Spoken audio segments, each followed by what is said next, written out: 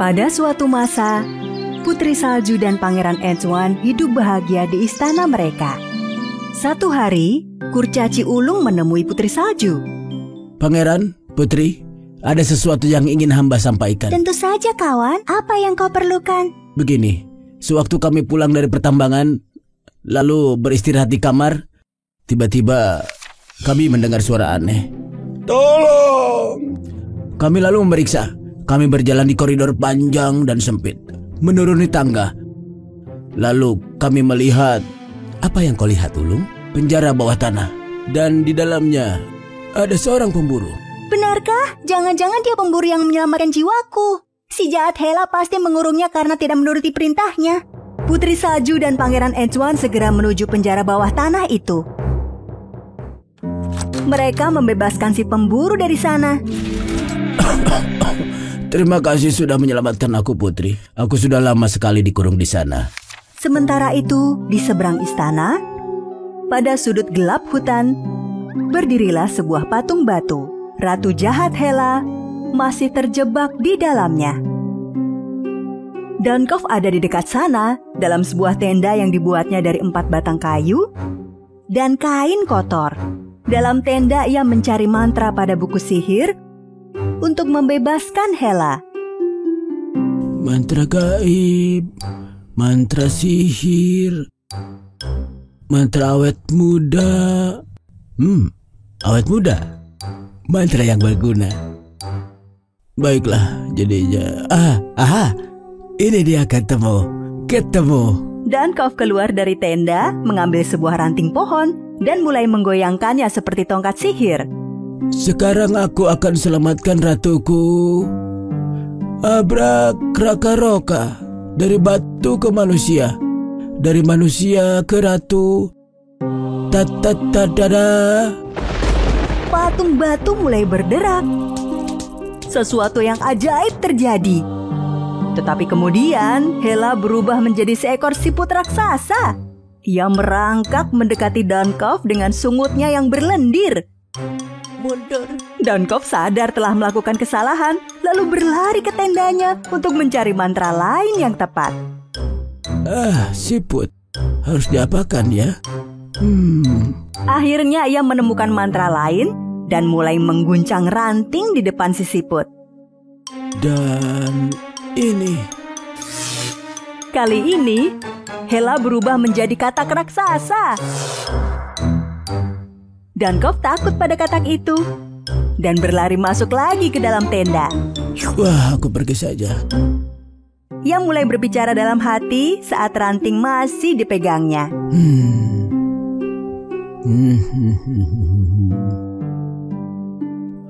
Ini semua gara-gara 7 kurcaci itu. Tidak ada mantra yang pas. Bukan simsalabim, bukan abrakadabra. Jadilah batu, dasar kurcaci bodoh rokok bloko. Kata-kata yang digumamkan Dunkov ternyata sebuah mantra yang lain. Pada saat itu, para kurcaci yang sedang berada di kebun istana berubah menjadi batu. Putri Salju, Pangeran Antoine dan si pemburu terkejut. Oh, tidak! Kurcaciku, apa yang terjadi? Kenapa ini terjadi pada kalian? Katakan sesuatu. Oh, sepertinya mereka terkena sihir. Putri Salju berlari menuju ruang di mana cermin ajaib disimpan dan bertanya padanya. Wahai cermin ajaib, para kurcaciku, apa yang terjadi pada mereka? Kurcacimu, putriku. Mereka telah terkena mantra sihir Dunkov yang sedang berusaha membebaskan Hela dari batu kutukan. Adakah cara menghilangkan mantranya dan membebaskan para kurcaci? Ya, Putri Salju. Untuk membatalkan kutukan, kau harus temukan halaman buku mantra yang hilang yang tersobek dari buku sihir dan hilang dalam hutan.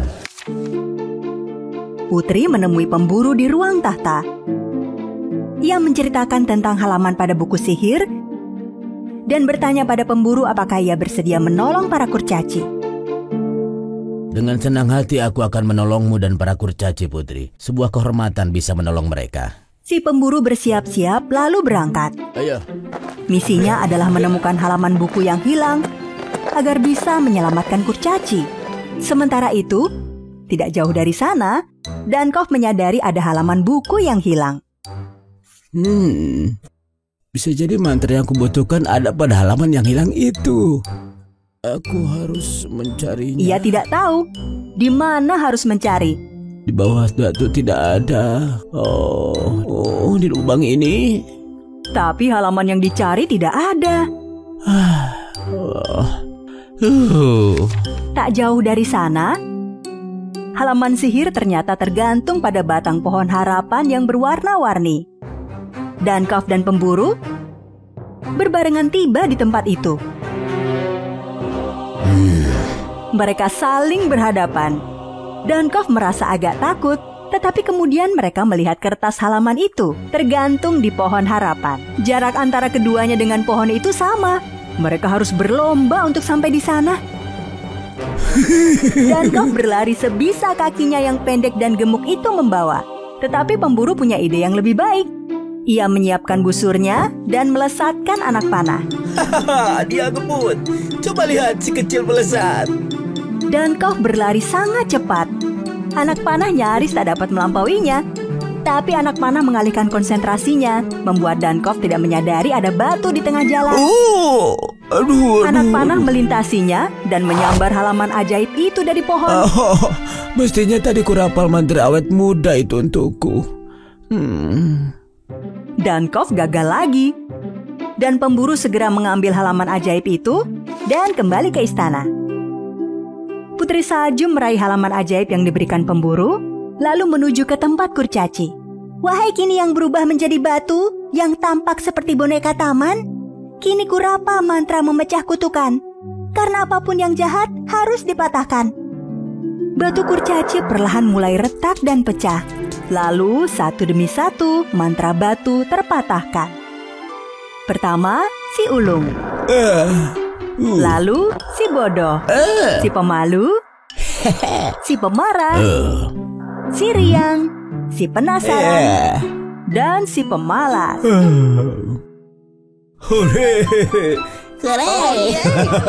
Kami bebas. Terima kasih Putri. Dan terima kasih juga untukmu pemburu. Aku tadi tidur seperti batu karena kami jadi batu.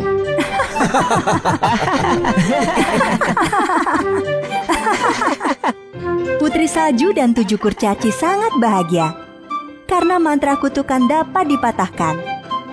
Dan sekali lagi, istana kini damai sentosa.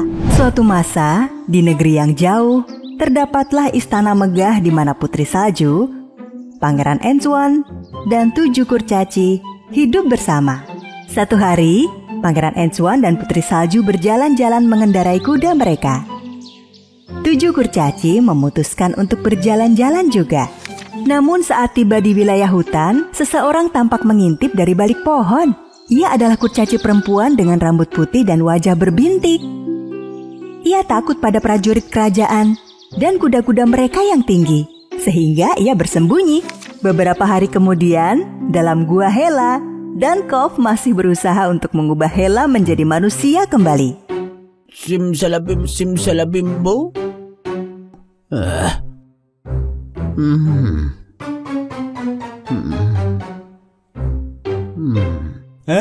Ratuku, aku punya ide sempurna untuk mengembalikanmu. Aku pernah baca cerita dongeng kalau ada pangeran muda menciummu. Dankov membuka mantra awet muda dari buku sihir, lalu merapa mantra sihir. Wahai mantra-mantra guna, ubahlah aku menjadi muda. Ia merubah dirinya sendiri menjadi seorang pangeran tampan. Hela sangat terkejut. Dankov mencium si katak dengan lembut. Dan benar saja, mantra si katak terpatahkan. Wow, bagus. Siapa yang mengira kau bisa sepandai ini? Sekarang kembali ke wujud asalmu yang jelek, Dankov. Tapi Ratuku, aku senang wajahku seperti ini. Namun dengan satu kibasan tangan, Hela mengubah fisik Dankov kembali ke asalnya. Namun saat itu juga, Hela melihat jejak kaki berlumpur di lantai gua. Dunkov, shh, jangan bergerak. Ada orang lain di sini. Hela mengikuti jejak berlumpur itu hingga ke belakang rak buku. Pada bagian belakang buku-buku, tampaklah kurcaci perempuan dengan wajah berbintik dan rambut putih ika. Kau, siapa kau? Ada apa kau di sini? Katakan sekarang. Si kurcaci bintik yang mungil keluar dari persembunyiannya. Maaf, aku kedinginan dan perlu tempat untuk tidur. Aku mencari tempat tinggal kurcaci tapi aku tersesat di hutan. Namaku si Bintik. Bintik, aku bisa membantumu. 7 kurcaci sekarang tinggal di Istana Putri Salju, bukan di hutan. Di istana? Aku pernah bertemu para kurcaci. Mereka hidup bahagia. Jangan-jangan malah tidak peduli kalau kau berkeliaran di hutan yang berbahaya. Sil! Coba kau lihat pada bola kristalku ini. Hela menunjukkan pada kurcaci kecil betapa bahagianya para kurcaci di istana. Si Bintik merasa kesepian dan ditinggalkan. Ku beritahu rahasia ya Bintik. Kau hanya perlu berbuat sesuatu yang baik pada Putri Salju dan mereka akan menjadi kawanmu. Ini, bawalah sisir ini dan sisirlah rambut putri. Maka kau akan setenar dia. Lalu mereka akan mengajakmu tinggal di istana juga. Tetapi Hela tidak memberitahu bahwa ia akan melumuri sisir dengan racun. Ia akan memantrai sisir hingga jika sisir itu mengenai rambut putri, maka putri cantik akan berubah menjadi jelek dan tua. Si Bintik mengambil sisir itu dan menyimpannya dalam tas. Dan Ratu Jahat mengantarnya ke jalan yang mengarah ke istana. Tatkala Bintik berjalan di tengah hutan, seekor burung warna-warni terbang di atas kepalanya. Sehelai bulu indahnya jatuh di atas tangan Bintik, lalu disematkannya pada rambutnya. Itu pasti bulu ajaib. Karena rambut Bintik yang putih berubah menjadi kuning emas. Ia sangat menyukainya. Pada jalan yang sama, 7 kurcaci dalam perjalanan pulang dari pertambangan menuju istana. Lalu, para kurcaci melihat si Bintik yang telah berambut emas. Ada seseorang di sana. Oh, seseorang seperti kita. Oh, tapi cantik sekali. Para kurcaci menghampiri si Bintik dan berkenalan dengannya. Pipi si pemalu memerah saat ia bersalaman dengan si Bintik. Hai, maukah kau ikut kami ke istana? Dengan senang hati. Hela menyaksikan semuanya melalui bola kristal dan merasa senang karena segalanya berjalan sesuai rencana.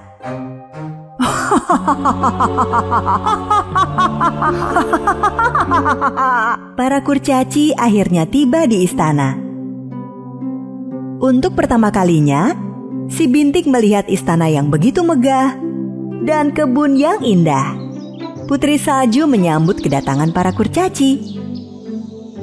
Ya ampun, halo. Ada anak baru rupanya. Aku Putri Salju. Kau pastinya kawan baru dari 7 kurcaci. Ya Tuan Putri, namaku si Bintik. Terima kasih Tuan Putri. Bintik bercerita pada Putri Salju bahwa ia tidak mau lagi hidup sendiri dan ingin tinggal bersama yang lain di istana. Akan kusiapkan kamar untukmu, Bintik.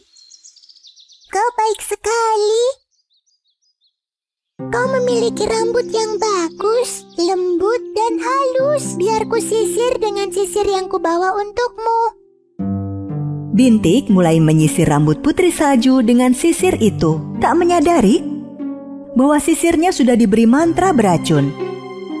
Begitu sisir menyentuh rambut Putri Salju, rambutnya tiba-tiba berubah menjadi putih. Wajah Putri Salju berubah menjadi tua dan berkeriput. Putri Salju, Putri, apa yang terjadi dengan mukamu? Berhasil! Sang putri bersandar pada tepi kolam kecil dan memandang bayangan dirinya di air. Oh tidak, tidak! Apa yang terjadi padaku? Kurcaci segera merebut sisir itu dari tangan Bintik dan membuangnya di air. Mengapa kau melakukan itu, Bintik? Aku tidak tahu bahwa sisir itu beracun. Wanita bernama Hela memberikannya padaku untuk menyisir rambut Putri Salju. Maafkan aku. Hela, tunggu. Aku tahu, Putri, aku bisa mengubah rambutmu dengan bulu ini. Bagaimana caramu mengembalikannya? Bintik mengambil bulu pada rambutnya dan menyelipkannya pada rambut Putri Salju. Kemudian, kecantikan Putri Salju perlahan-lahan kembali seperti sedia kala.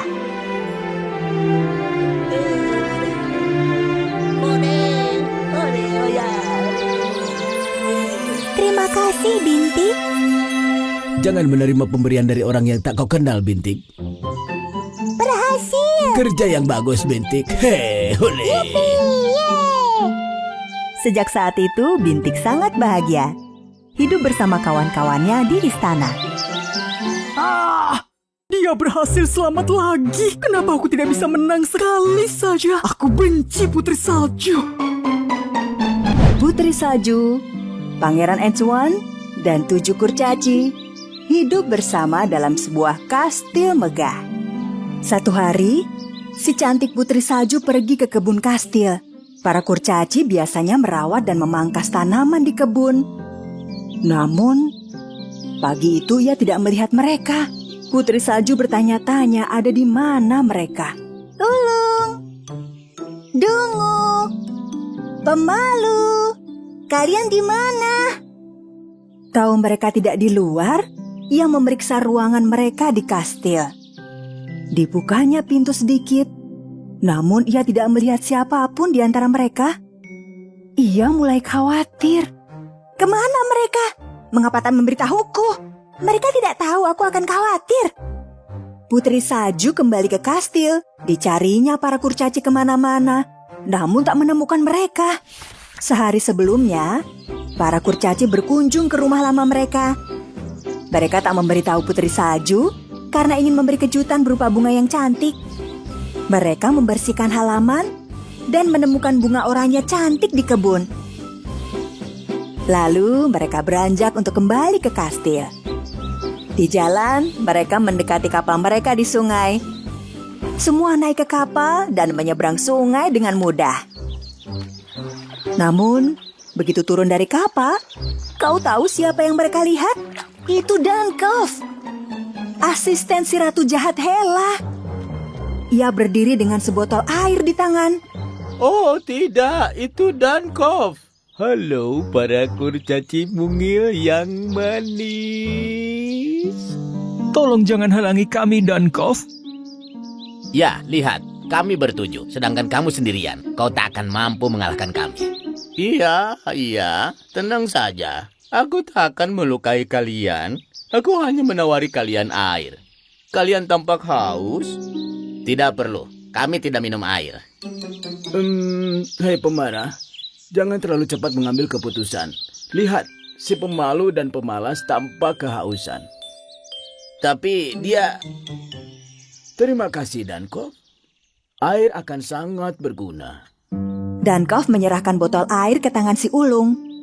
Dan para kurcaci satu persatu meminum air itu. Dankov mulai tertawa. Tawanya sangat keras sampai ia terjatuh. Jika ia tertawa lebih lama lagi, dia bisa pingsan. Apa yang lucu, Dankov? Kenapa kau tertawa seperti itu? Ya, rencana ratuku Hela berjalan lancar. Kurcaci tak menyadari bahwa ada kekuatan sihir dalam air itu. Dan tiba-tiba mereka jatuh tertidur. Dankov mendekat lalu menaburkan debu ajaib ke arah mereka. Mereka semua berdiri dan mulai berjalan meskipun masih tertidur. Bahkan dengkuran si kurcaci pemalas tak mampu membangunkan mereka. Ayo kurcaci gemuk, jorok, dan pemalas. Ayolah. Sementara para kurcaci patuh mengikuti Dankov, Putri Salju mengamati jejak kaki 7 kurcaci di kebun. Jejak 7 kurcaci. Jika ku ikuti jejak kaki ini, mungkin aku bisa menemukan mereka. Lalu Putri Salju mengikuti jejak itu. Sementara itu, Hela yang jahat diam-diam mengawasi sang putri melalui bola kacanya. Kau terjebak perangkapku lagi, Putri Salju. Kau takkan kulepaskan sebelum kuhancurkan kecantikanmu. Sekarang terhempaslah dalam perangkapku demi menolong kawan-kawan terkasihmu. 7 kurcaci tiba di gua Hela dan ditempatkan di sudut goa. Di luar, Putri Salju mengikuti jejak kaki menuju ke hutan dan menyadari bahwa arah menuntunnya menuju gua Hela. Semestinya sudah bisa kutebak. Hela punya rencana jahat lagi. Apa yang dilakukan kepada sahabat-sahabat kecilku? Aku harus cari tahu dan menghentikannya. Ketika Putri Salju mendekati gua Hela, sesosok peri tiba-tiba muncul di belakangnya. Wah, peri! Sulit dipercaya. Peri itu tak mampu berbicara pada Putri Salju, tapi memberinya sebuah seruling ajaib. Tapi aku tidak tahu cara meniup seruling. Sang putri pada awalnya tidak mengerti apa guna seruling itu. Si peri membuat lingkaran ajaib seputar Putri Salju untuk melindunginya dari mantra jahat Hela. Lalu si peri menghilang dalam hutan. Putri Salju menerima seruling itu dan melanjutkan perjalanan. Beberapa saat kemudian, ia tiba di gua Hela. Aku sudah menunggumu, Putri Salju.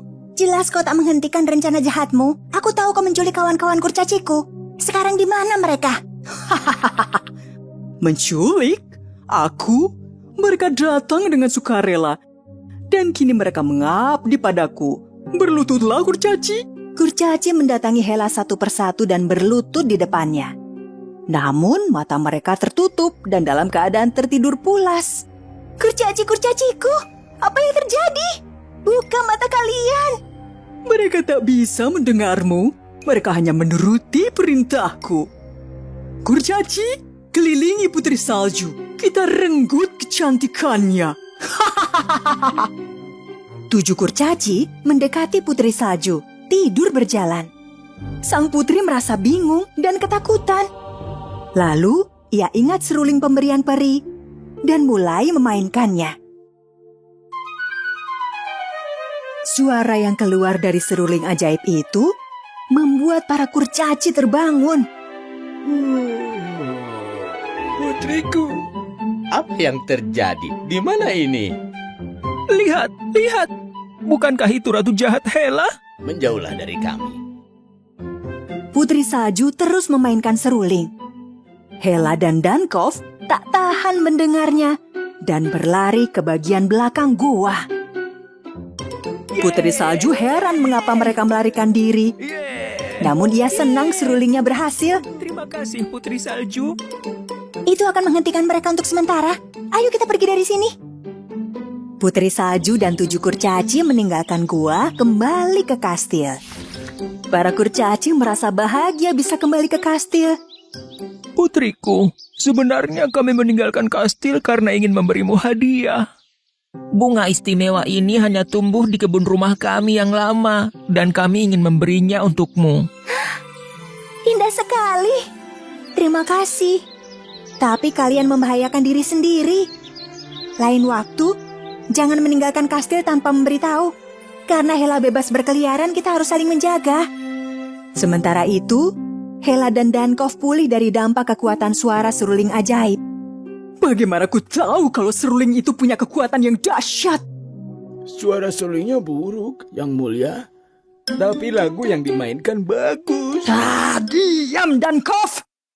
Seruling itu sebenarnya diciptakan dari lagu-lagu persahabatan dan kebajikan. Sehingga ia mampu mengatasi mantra jahat karena Putri Salju dan 7 kurcaci memiliki hubungan persahabatan yang erat. Mereka yang buruk dalam hubungan persahabatan akan membenci suara seruling itu karena mereka tak memahami arti cinta dan persahabatan.